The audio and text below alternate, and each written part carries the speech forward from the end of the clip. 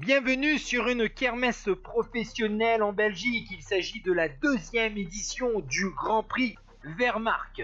L'an dernier, on se souvient que c'était la première course, la course de reprise, après le confinement en Europe et en Belgique. L'an dernier, c'était Florian Sénéchal qui s'était imposé. Il s'était imposé sous le soleil, voire même un peu de chaleur. Cette année, c'est différent, c'est la pluie qui accompagne donc les coureurs sur une course en circuit autour de Rotsolar. 164 km au programme, un circuit assez plat avec deux petites bosses. La grande majorité de la course a été animée par 6 coureurs. Alvaro Ogier, le sprinter colombien de la Deceuninck Quick-Step, Philippe Vasleben, Tim Marsman, Wessel Kroon, Brent Klee, Rutger Wouters.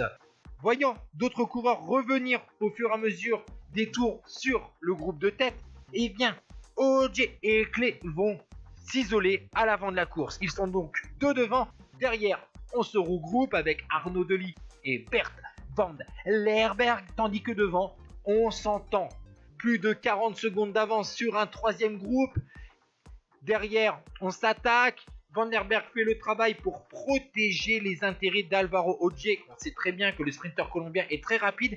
Il est en fin de contrat, en fin de saison. Ogier, en plus, avec sa grosse gamelle, sa grosse chute sur l'Eurométropole Tour, il y a plus d'une saison, eh bien, il a besoin de retrouver confiance. Cette année, il n'a pas fait de gros résultats. L'an dernier, c'était pareil. Sa dernière victoire revient au Tour du Münster en Allemagne en 2019.